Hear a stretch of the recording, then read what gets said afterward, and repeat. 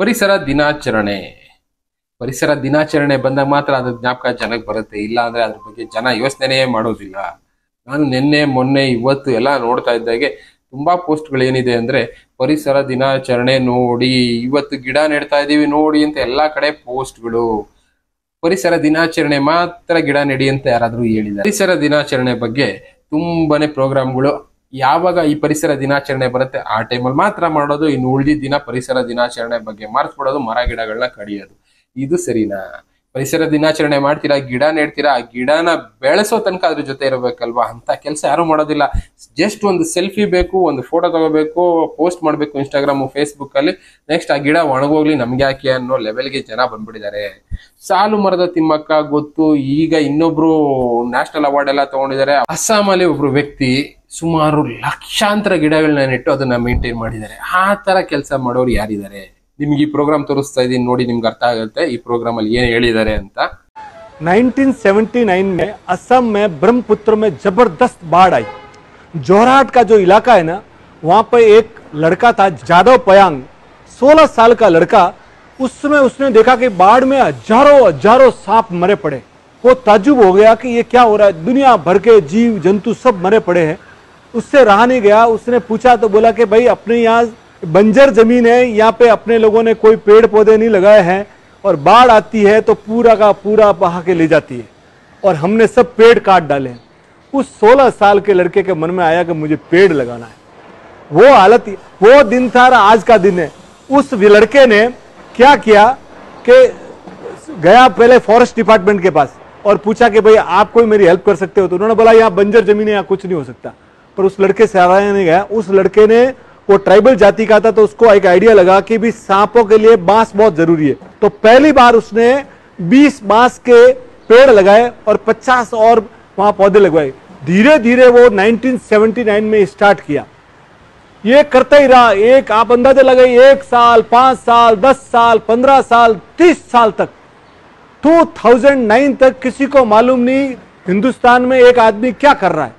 वो आदमी 30 साल तक पेड़ ही पेड़ लगाता रहा। सुबह से शाम तक उसकी रोजी रोटी, उसके गाय वगैरह थी, उसके मिल्क से चल जाती थी, पर 30 साल तक।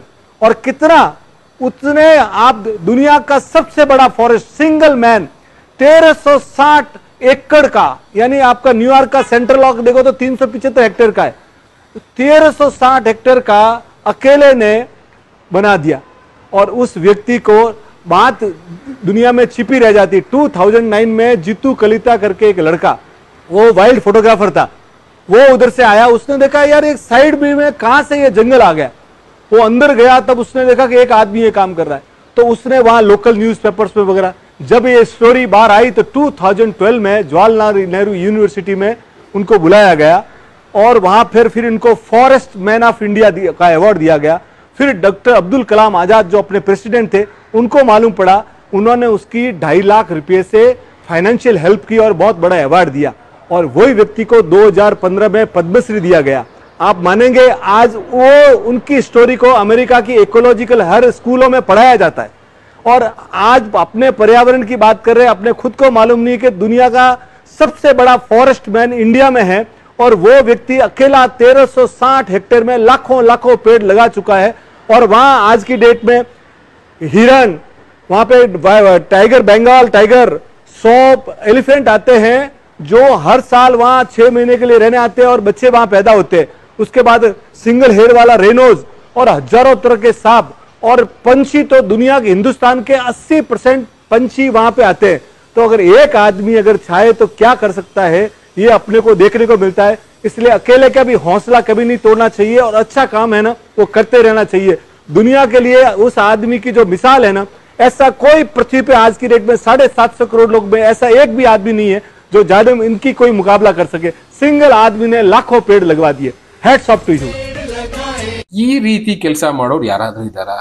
ನಮ್ 140 ಕೋಟಿ ಜನಸಂಖ್ಯೆ ಇರ್ಬೋದು, 140 ಕೋಟಿ ಬೇಡ, ಭೂಮಿ ಪೂರ್ತಿ ಇರುವಂತ 850 ಕೋಟಿ ಜನಸಂಖ್ಯೆನಲ್ಲಿ ಈ ರೀತಿ ಪರಿಸರಕ್ಕೋಸ್ಕರನೇ ಬದುಕ್ತಾ ಇರೋರು ಯಾರಾದ್ರೂ ಇದ್ದೀರಾ?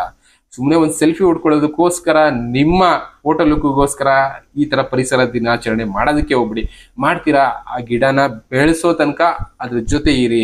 ಇಲ್ವಾ ಗಿಡ ನೆಡೋದಕ್ಕೆ ಹೋಗ್ಬಿಡಿ. ಸುಮ್ಮನೆ ಗಿಡ ನೆಡೋದಕ್ಕೆ ತನಕ ಮಾತ್ರ ಅದ್ರ ಜೊತೆ ಎದ್ಬಿಟ್ಟು ಆಮೇಲೆ ಆ ಗಿಡ ಕಿತ್ತು ಪಕ್ಕಕ್ಕೆ ಎಸ್ಬಿಟ್ಟು ಹೋಗುವಂತ ಕೆಲಸ, ಇಲ್ಲ ಅದ್ರ ಮೇಲೆ ಕಾರ್ ಹತ್ತಿಸ್ಕೊಂಡು ಹೋಗುವಂತ ಕೆಲಸ ಮಾಡೋ ತುಂಬಾ ಜನ ಇದ್ದೀರಾ. ಬರೀ ಒಂದು ಫೋಟೋಗೋಸ್ಕರ ಈ ತರ ಕೆಲಸ ಮಾಡೋದಕ್ಕೆ ಹೋಗ್ಬಿಡಿ. ಇನ್ನ ಎಷ್ಟೋ ಇವತ್ತು ನೋಡಿದೀನಿ ಪೇಪರಲ್ಲಿ ಹಾಕಿದ್ರು ತುಂಬಾನೇ ಎಲ್ಲಾ ಕಡೆ 1 ಕೋಟಿ ಗಿಡ ನೆಡೋ ಅಂತ ಒಂದು ಕಾರ್ಯಕ್ರಮಕ್ಕೆ ಇವತ್ತು ಉದ್ಘಾಟನೆ ಮಾಡ್ತಾ ಇದಾರೆ ಅಂತ. 1 ಕೋಟಿ ಗಿಡ ನೆಟ್ರೆ ಎಷ್ಟು ಜನಕ್ಕೆ ಒಳ್ಳೇದಾಗುತ್ತೆ. ಎಲ್ಲಿ ನೆಡ್ತಾರೆ 1 ಕೋಟಿ ಗಿಡ? ಯಾರು ತೋರಿಸ್ತಾರೆ? 10 ಗಿಡ ನೆಡೋ ಒಂದು ಫೋಟೋ ತಕೊಂಡ್ಬಿಟ್ಟು 1 ಕೋಟಿ ಗಿಡ ನೆಡ್ತೀವಿ ಅಂತ ಹೇಳ್ಬಿಡೋದು, ಅದಕ್ಕೆ ಬೇಜಾನ್ ಫೆಸಿಲಿಟಿಗಳು ಹೊಡ್ಕೊಂಡ್ಬಿಡೋದು. ಇದೇ ಆಗೋಗಿದೆ ಜನರ ಪ್ರವೃತ್ತಿ. ಇದು ಅಂತ ಅಲ್ಲ, ಬೇರೆ ಬೇರೆ ದಿನಾಚರಣೆಗಳು ಈಗ ಕನ್ನಡ ರಾಜ್ಯೋತ್ಸವನು ಮಾಡ್ತಾರೆ. ಇನ್ನೇ ನವೆಂಬರ್ ಬಂದಾಗ 1 ದಿನ 2 ದಿನ ಕನ್ನಡ ರಾಜ್ಯೋತ್ಸವದ ಬಾವುಟ ಹಾಕೊಂಡ್ಬಿಡೋದು, ನಾನು ಕನ್ನಡಿಗ, ಕನ್ನಡ ಅಭಿಮಾನಿ ಅಂತ ಹೇಳ್ಕೊಂಡ್ ಓಡಾಡ್ಬಿಡೋದು. ಅದಾದ್ಮೇಲೆ ಎಲ್ಲಿರುತ್ತೆ ಕನ್ನಡ? ಮಕ್ಳನ್ನೇ ಇಂಗ್ಲಿಷ್ ಮೀಡಿಯಂ ಕಳ್ಸೋದು, ಕನ್ನಡ ಅಂತ ಹೇಳ್ಕೊಂಡ್ ಓಡಾಡೋದು. ಇದು ಕನ್ನಡ? ಇದನ್ನೇ ಹೇಳ್ತಾ ಇರೋದು. ಯಾವುದೇ ದಿನಾಚರಣೆ ಆಗ್ಲಿ ಅದನ್ನ ನಾವು ಮಾಡ್ತೀವಿ ಅಂದ್ರೆ ಅದನ್ನ ಪಾಲಿಸೋ ಆಗಿರ್ಬೇಕು. ಪಾಲಿಸ್ಲಿಲ್ಲ ಅಂದ್ರೆ ಅಂತ ದಿನಾಚರಣೆ ಮಾಡೋ ಅವಶ್ಯಕತೆನೇ ಇರಲ್ಲ. ಜಸ್ಟ್ ಫೋಟೋಗೋಸ್ಕರ, ಸೆಲ್ಫಿ ಹುಚ್ಗೋಸ್ಕರ ಆ ದಿನಾಚರಣೆ ಆಚರಣೆ ಮಾಡೋದಕ್ಕಿಂತ ಸುಮ್ಮನಿರೋದು ಒಳ್ಳೇದು. ಮದರ್ಸ್ ಡೇಗೂ ನೋಡ್ಬಿಟ್ಟಿದೀನಿ. ಮದರ್ಸ್ ಡೇಗೆ ಹಾಕು ಫೋಟೋಗಳನ್ನ ಉಜ್ಜಾಗ್ತಾ ಇರ್ತಾರೆ. ಎಷ್ಟು ಫೋಟೋಗಳು, ಅಮ್ಮಂಗೆ ಮುತ್ತು ಕೊಡೋದೇನು, ಅಮ್ಮಂಗೆ ಕೇಕ್ ಕಟ್ ಮಾಡಿಸೋದೇನು, ತಗೊಂಡೋಗಿ ಅನಾಥಾಶ್ರಮಕ್ಕೆ ಬಿಸಾಕ್ತಾರೆ ಲಾಸ್ಟ್ಗೆ. ಆ ರೀತಿ ಮದರ್ಸ್ ಡೇ ಬೇಕಾ? ಜಸ್ಟ್ ಫೋಟೋ ಹುಚ್ಚು ಅನ್ನೋದು ಕ್ರೇಜ್ ಅನ್ನೋದು ಜನಕ್ಕೆ ಬಂದ್ಬಿಟ್ಟಿದೆ. ಆ ಕ್ರೇಜ್ಗೋಸ್ಕರ ಏನೇನೋ ಮಾಡ್ತಾ ಇರ್ತಾರೆ. ಯಾವುದೇ ಡೇ ಮಾಡಿ ಅದನ್ನ ಫಾಲೋ ಮಾಡ್ತೀವಿ ಅನ್ನೋಂಗಿದ್ರೆ ಮಾಡಿ, ಇಲ್ಲ ಅಂದ್ರೆ ಮಾಡೋದಕ್ಕೆ ಹೋಗ್ಬಿಡಿ. ಇದರಲ್ಲಿ ಎಷ್ಟೋ ಜನಕ್ಕೆ ಇಷ್ಟ ಆಗೋದಿಲ್ಲ ಏನ್ ಈ ತರ ಬಿಡ್ತಾ ಇದಾರೆ ಅಂತ. ಬಟ್ ಆದ್ರೆ ಇಲ್ಲಿ ಹೇಳ್ತಾ ಇರೋದು ಇಷ್ಟೇ, ಯಾವುದೇ ದಿನಾಚರಣೆ ಮಾಡಿ ಫಾಲೋ ಮಾಡಿ ನಿಮ್ ಕೈಲಾದ್ರೆ. ಇಲ್ಲ ಅಂದ್ರೆ ಅದರಲ್ಲಿ ನೀವು ಭಾಗವಹಿಸೋದು ವೇಸ್ಟ್. ಸುಮ್ಮನೆ ಜನಕ್ಕೆ ಪ್ರಚಾರಕ್ಕೋಸ್ಕರ ಭಾಗವಹಿಸ್ತೀನಿ ಅನ್ನೋಂಗಿದ್ರೆ ನಿಮ್ ಮನಸ್ಸಾಕ್ಷಿಗೆ ನೀವು ಮೋಸ ಮಾಡ್ಕೊಂಡು ಆ ಕೆಲಸ ಮಾಡ್ತಾ ಇರ್ತೀರಾ. ಆ ಕೆಲಸ ಮಾಡ್ಬೇಕಾ ಯೋಚನೆ ಮಾಡಿ ಇಲ್ಲ ಮಾಡ್ತೀರಾ, ನಿಯತ್ತಾಗಿ ಆ ಕೆಲಸ ಮಾಡಿ, ಫಾಲೋ ಅಪ್ ಮಾಡಿ ನೋಡೋಣ. ಸಾಕು, ನೀವು ಎಲ್ಲಾ ದಿನಾಚರಣೆ ಮಾಡಿ ಅಂತ ಹೇಳೋದಕ್ಕೆ ಹೋಗೋದಿಲ್ಲ. ಪರಿಸರ ದಿನಾಚರಣೆ ಅಂದ್ರೆ ಒಂದೇ ಒಂದು ಗಿಡ ಸಾಕು. ಒಂದು ಗಿಡ ಹಾಕಿ ಒಂದು ಗಿಡನ 1 ವರ್ಷ ಮೇಂಟೈನ್ ಮಾಡಿ ನೋಡೋಣ, ಕರೆಕ್ಟಾಗಿ ಏನು ಆಗದೆ ಇರೋ ಹಾಗೆ. ಅದೆಷ್ಟು ಕಷ್ಟ ಇದೆ ಅನ್ನೋದು ಗೊತ್ತಾಗುತ್ತೆ. ಅದನ್ನ ಬಿಟ್ಟು ಸುಮ್ಮನೆ ಯಾವುದೋ ಒಂದು ಕ್ರೇಜ್ಗೋಸ್ಕರ ನಾನು ಗಿಡ ಹಾಕ್ತಾ ಇದ್ದೀನಿ ನೋಡಿ ಅಂತ ಸೆಲ್ಫಿ ಹೊಡೆದಾಕೋರು ತುಂಬಾ ಜನ ಆಗೋಗಿದ್ದೀರಾ. ಇಂಥದನ್ನ ಮಾಡಿ ವೇಸ್ಟು. 1,00,000 ಗಿಡ ನೆಡ್ತೀವಿ, 1000 ಗಿಡ ನೆಡ್ತೀವಿ, ಫ್ರೀಯಾಗಿ ಗಿಡ ಕೊಡ್ತೀವಿ ಅಂತ. ಎಷ್ಟೋ ಅರಣ್ಯ ಇಲಾಖೆಗಳು ಅಂತ ಇದಾವೆ ಕರ್ನಾಟಕದಲ್ಲಿ, ಬೇರೆ ಬೇರೆ ಕಡೆನೂ ಇದಾವೆ ಬಿಡಿ. ಫ್ರೀಯಾಗಿ ಗಿಡಗಳನ್ನ ಕೊಡ್ತಾರೆ. ನೀವು ಗಿಡ ನೆಟ್ಟು ಬೆಳೆಸ್ತೀನಿ ಅಂದ್ರೆ ನಿಮ್ಮ ಆಧಾರ್ ಕಾರ್ಡು ಪ್ಲಸ್ ಪಾಣಿ ಅದು ಇದು ಏನೇನೋ ಕೇಳ್ತಾರೇನೋ, ಬಟ್ ಆದ್ರೆ ಫ್ರೀಯಾಗಿ ಗಿಡಗಳನ್ನ ಕೊಡ್ತಾರೆ. ಅಂತ ಗಿಡಗಳನ್ನ ಹಾಕಿ ತಗೊಬಂದು 4 ಜನಕ್ಕೆ ಮುಂದಿನ ದಿನಗಳಲ್ಲಿ ಯೂಸ್ ಆಗುತ್ತೆ. ಇವಾಗ್ಲೂ ಸಾಲು ಮರದ ತಿಮ್ಮಕ್ಕನ ಅದಕ್ಕೆ ಜ್ಞಾಪಿಸ್ಕೊಳ್ತಾ ಇರೋದು. ಇನ್ನ ಇವ್ರು ಅಸ್ಸಾಂ ಅವ್ರು ಈ ವ್ಯಕ್ತಿನೂ ಜ್ಞಾಪಿಸ್ಕೊಳ್ತಾ ಇರೋದು. ಅವ್ರದ್ದು ಒಂದು ಪಾಠನೇ ಇಟ್ಟಿದ್ದಾರೆ ಅಂದ್ರೆ ಲೆಕ್ಕ ಹಾಕೊಳ್ಳಿ.